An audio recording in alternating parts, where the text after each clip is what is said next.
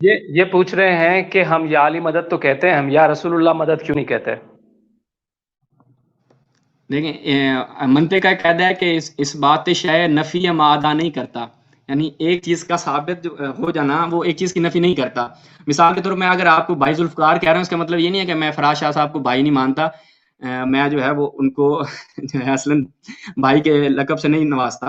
اور ان کے انداز احترام کا قائل نہیں ہوں۔ تو یہ ایک منطق کا قاعدہ ہے کہ یا علی مدد کہنے سے یا علی مدد کی نفی نہیں ہوتی۔ اچھا شہباز آغا، یہ مختصر بیان کر دیں، یہ یا علی مدد ہے کیا یہ شرک کے زمرے میں نہیں آتا؟ نہیں دیکھیں، شرک اصلاً شرک کی جو تعریف کی گئی ہے نا، یہ ایک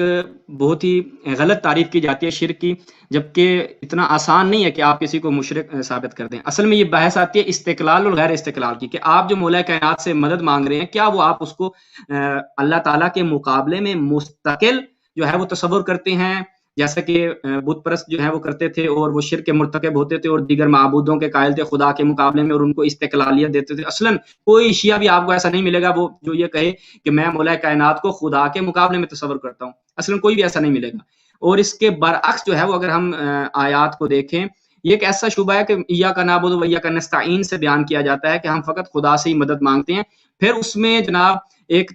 تفریق یہ کی جاتی ہے جب ہم کہتے ہیں کہ جناب اس میں آپ اگر کسی زندہ سے مدد مانگے، کہتے ہیں نہیں زندہ سے مدد مانگ سکتے ہیں۔ ہم نے کہا ایاک نستعین تو مطلق نفی کر رہا ہے، اس میں تو کوئی قید نہیں ہے کہ آپ زندہ سے مانگ سکتے ہیں، بعد مارک جو ہے وہ نہیں مانگ سکتے۔ ایاک نستعین فقط تجھ ہی سے مدد مانگتا ہوں، یہاں پر کہیں پر بھی کوئی وہ جو تقسیم آپ کر رہے ہیں بیان نہیں ہوئی۔ سیرت میں جائیں تو ہمیں رسول اللہ کے زمانے میں بھی ملتا ہے کہ ایک شخص اعرابی آتا ہے، مصنف ابن ابی شیبہ کی روایت ہے، جسے حدیث مالک الدار کہا جاتا ہے۔ اگر آپ اس کو سرچ کریں حدیث مالک الدار تو یہ بھی آپ کو روایت ملے گی، جہاں پر خود حیات رسول اللہ میں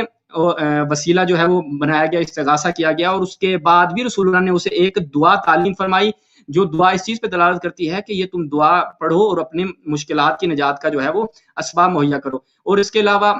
جو ہے وہ فقط عبداللہ ابن عمر کا استغاثہ بڑا مشہور ہے، 3-4 طرق سے یہ روایت آئی ہے اور صحیح سند روایت ہے کہ عبداللہ ابن عباس کے پاؤں میں موچ، عبداللہ ابن عمر کے پاؤں میں موچ آ جاتی ہے، اسے کہا جاتا ہے کہ اس شخص کو پکارو کہ جو تمہارے نزدیک سب سے زیادہ محبوب ہو، اور وہ کیا کہتا ہے یا رسول اللہ، یعنی رسول اللہ کو پکارتا ہے۔ یا عبداللہ ابن عمر جو ہے وہ بعد از وفات رسول اللہ جو ہے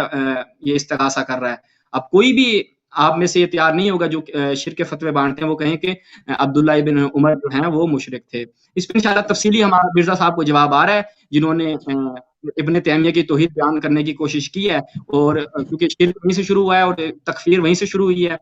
تو انشاءاللہ اس کے اوپر ہم تفصیلی جواب عرض کریں گے۔ فقط یہ مختصراً آپ کی خدمت میں عرض کیا۔